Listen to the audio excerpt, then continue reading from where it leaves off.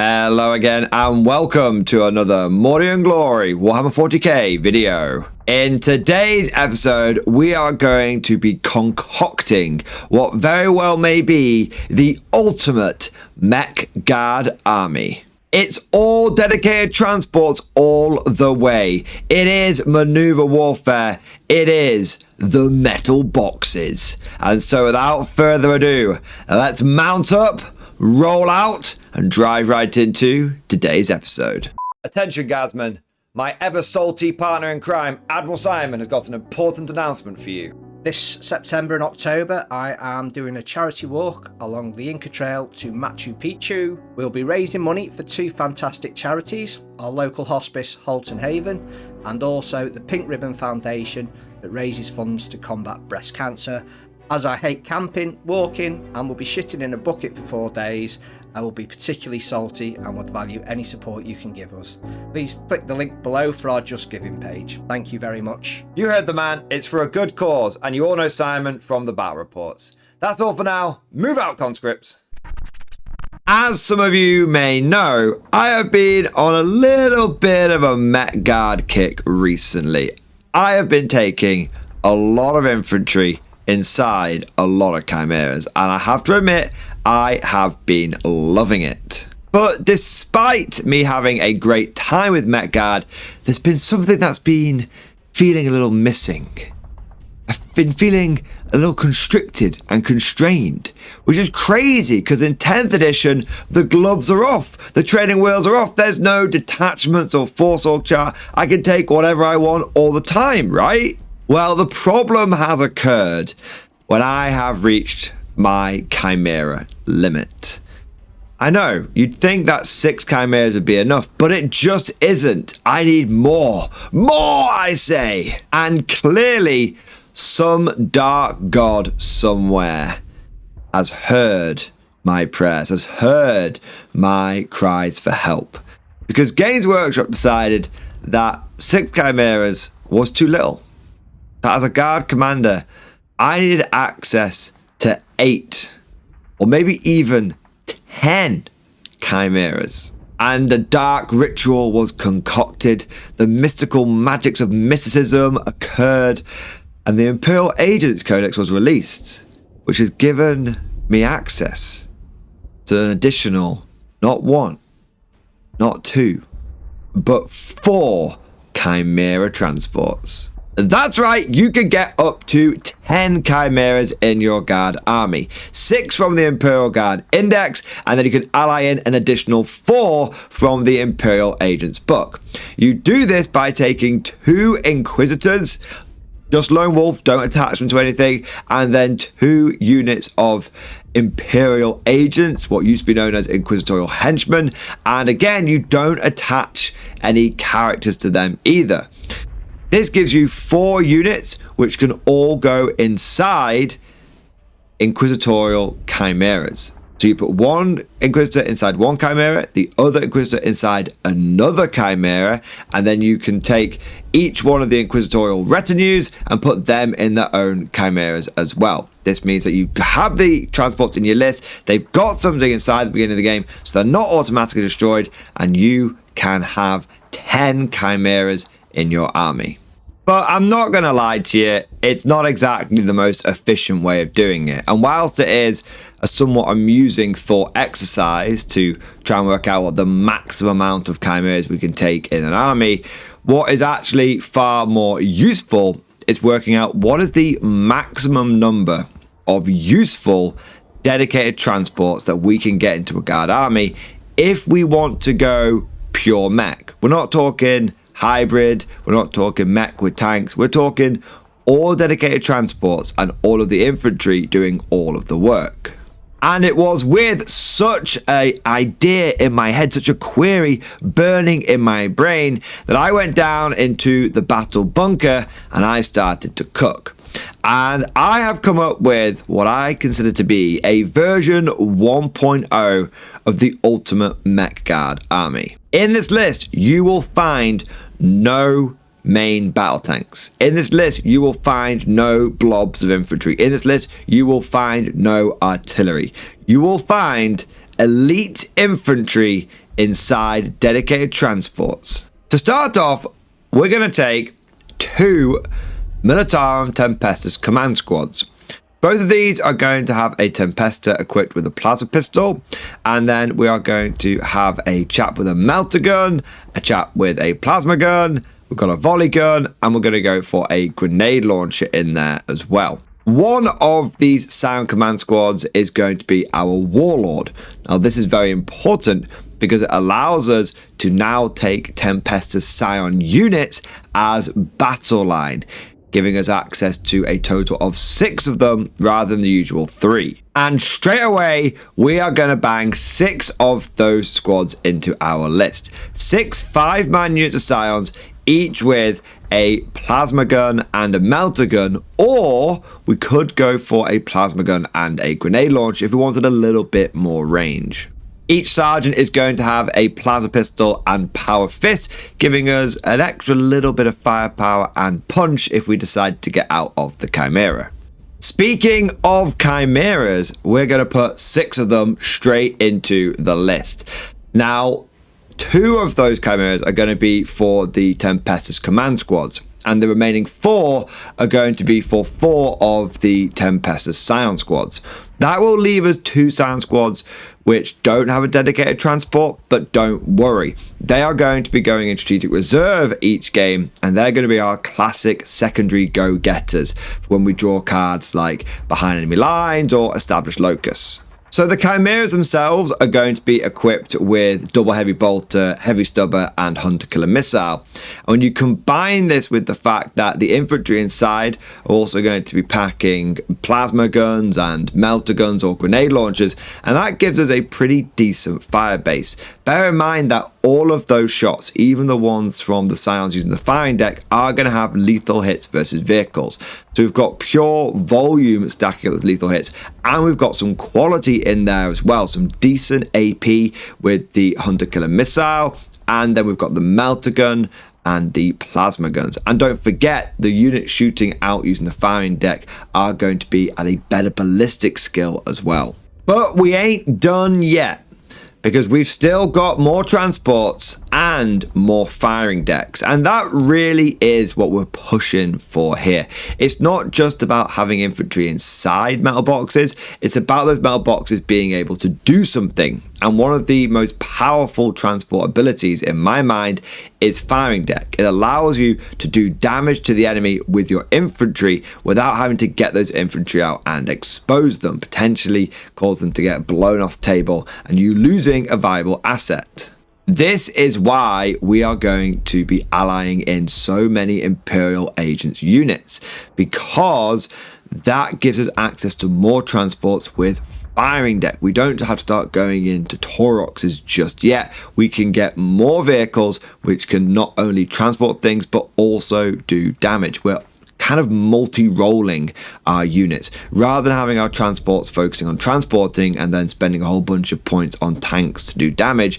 Rather, we're going to take more transports with more infantry, which gives us more firepower and gives us more mobility.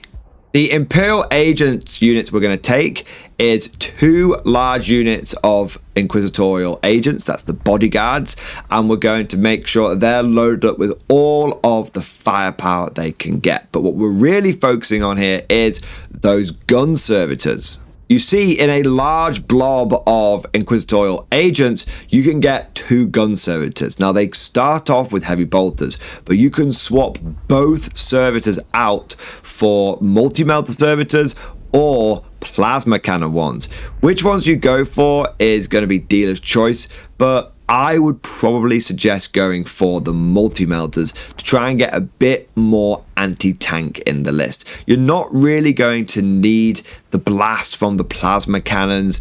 You're going to have so many heavy bolters. You're going to have enough damage too there as well. So the multi-melters are going to give you just a little bit extra strength, a little bit extra AP, and that possibility for a little bit more damage with the D6 and the melter rule as well. Naturally, these Inquisitorial Agents will be joined by an Inquisitor. By joining the Inquisitor to the Inquisitorial Agents, it means that the unit no longer takes up a retinue choice unit.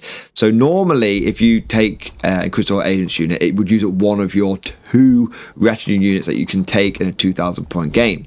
But if you take the Inquisitor and have them attached to the Inquisitorial Agents, then that doesn't happen, and instead all that happens is your Inquisitor takes up the character slot. So with 2 Inquisitors and 2 Inquisitorial Agents, we've managed to get 4 units, but only used up our character slots. This leaves us with our retinue units still available, and we are going to go straight for some Death Watch kill teams. In total, I have gone for 2 Death Watch kill teams. Each one I have kept at 5 man strong, and I've gone for 1 guy with a Thunder Hammer, 1 guy with a Frag Cannon, 1 with an Infernus Heavy Bolter, 1 Black Shield, and you've got the Sergeant. Now this means that the Frag Cannon and the Infernus Heavy Bolter can shoot out of the top using the Rhino's firing deck. Again, that's another mechanized unit that can do firepower. And then I've got the rest of them equipped with close combat stuff, because Death Watch are not only a shooting unit, but if you can jump out and also fill someone in with a Thunder Hammer and a bunch of power weapons, it gives the unit a little bit more tactical flexibility. And when you combine this with all of the power fists that we've got in the Scion squads, it doesn't make us have a combat army. I'd never say that, but there's enough cheeky power weapons here and there where it means that combat isn't completely off the table, whereas it often is for other guard mech armies. So those Death Watch kill teams are going to each be in their own Imperial Rhino. In total, this is going to give us 6 Chimeras from the Guard, 2 Chimeras from the Inquisition, and it's going to give us 2 Rhinos for a total so far of 10 dedicated transports with firing deck. But we still have plenty of points left over, and I think we can get a couple more transports in here which are going to be very useful in their own right. Let's go for a couple of Tauroxes. Now Tauroxes don't have firing deck, I totally get that, but they do have their ability to move, advance, and get units out. And if we combine that with some scouts, then we can have a potential turn 1 punch, or you that can go for objectives turn 1 fairly cheaply. So one of the Tauroxes, we're going to go for 10 Catachan Jungle Fighters. These guys are the aforementioned cheap turn 1 scout objective go-getters. If we draw the card, extend battle lines, but we don't want to completely go balls to the wall. Maybe we're facing off against an army that if it gets the first punch in could cause us a few problems, but we can just take our scouting Taurox with the Catachans in, throw it forward, and for a very, very sacrificial price point, we can get that objective. Also, it gives us a unit that can potentially go after some light infiltrators. Maybe someone's gone for some Eldar Rangers or some Drukhari Mandrakes. Again, it can push forward, advance, scout, they can get out, and they can pick those units up. And that's something I have done from personal experience, and being able to pick up those light scouts and those light infiltrators is a really viable thing to do. But in the other talks, I decided to splash the cash, as it were, splash the points, and go for a unit of 10 Kazakin. We've got a plasma pistol and a power sword on the sergeant, and then we've gone for all of the goodies. We're talking hotshot rifle, melter mine, we've gone for the plasma guns, we've gone for the melter guns.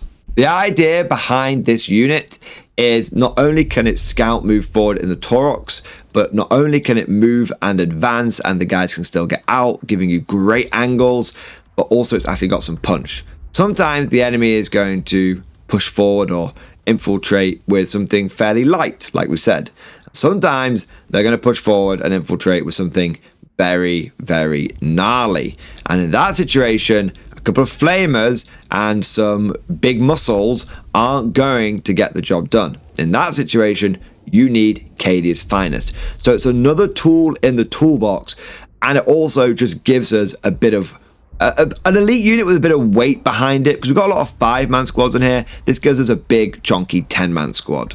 And what's really cool is if we take our Tauroxes and then we combine them with the Inquisitorial Chimeras, we actually have a number of very fast moving units, because the Inquisitorial Chimeras have a similar ability to the Tauroxes where you can move, advance, and still get out, and the guys that get out count as just having moved as normal.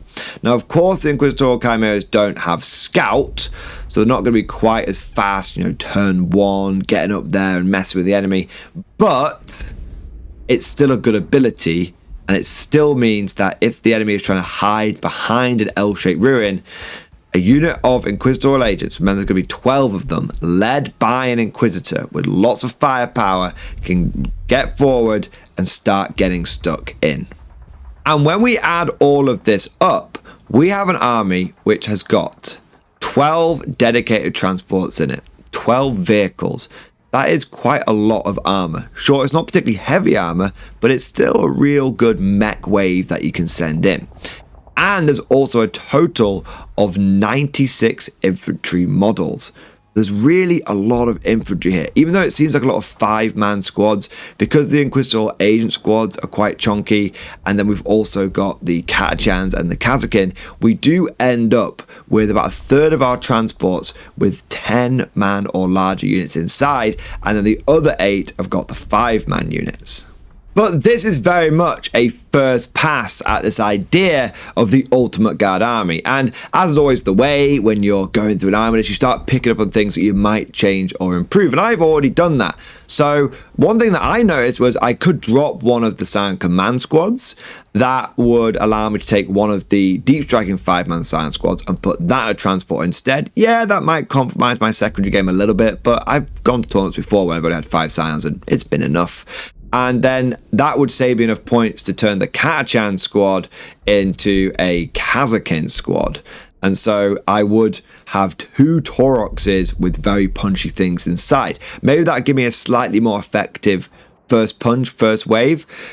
Or one thing I've noticed is I'm not really using the orders from those command squads. In theory, I could drop something and take a unit of Sentinels so that my Scion can use his order using the Chimera's mobile command vehicle ability and order some Sentinels that are walking up alongside him.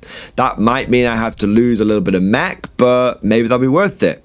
Another angle I could take is, rather than going for the large Inquisitor agents units, I could instead go for some larger Deathwatch kill teams and not worry so much about the Inquisitor agents having double multi-melter shooting out the top, but a multi-melter and a plasma gun or plasma pistol might be enough, and having some chunkier Deathwatch kill teams could really give me that extra punch. I might lose a transport or something, but 20 kill teams, 20 Deathwatch, that might have a lot more potential. These are just a few ideas that I've come up with maybe coming up with a version 2 or version 3 of this list.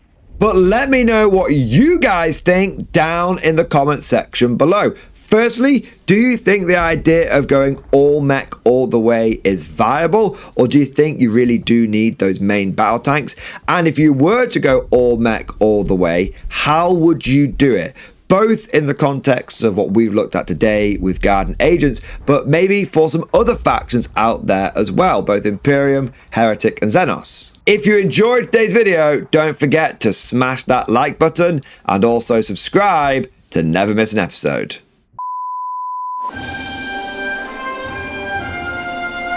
Would you like to know more?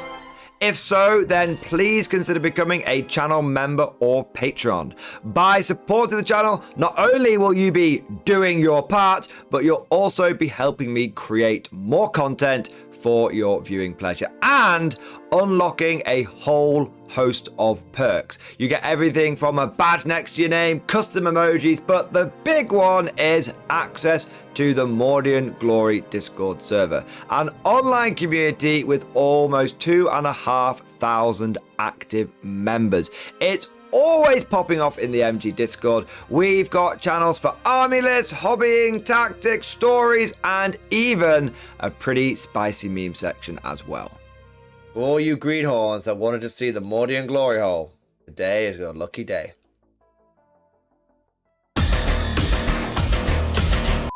And joking aside, I do want to say a massive thank you to all of the current channel members and Patreons. You guys are amazing. Truly the lifeblood of the channel. I could not do Mordian Glory full-time without the incredible and generous support of my members. So thank you guys so much. And last but certainly not least, I want to say a personal thank you to all of my top tier Patreons. These are the War Masters, the people who have truly gone above and beyond the call of duty. So a heartfelt thank you to Alex Dengal, Bon Vert, Lord Pryor, Mark Panconi, RJ Scorpion, Swordfish Trombone, Try Again Bragg, John Stubbs, Nick Walsh, Diesel Fox, and August Barney. Seriously guys, thank you from the bottom of my heart. Your support is incredible and it makes a huge difference. Thank you so much. That's all for now. Hope you've all enjoyed today's video, and of course, as always, see you guys next time.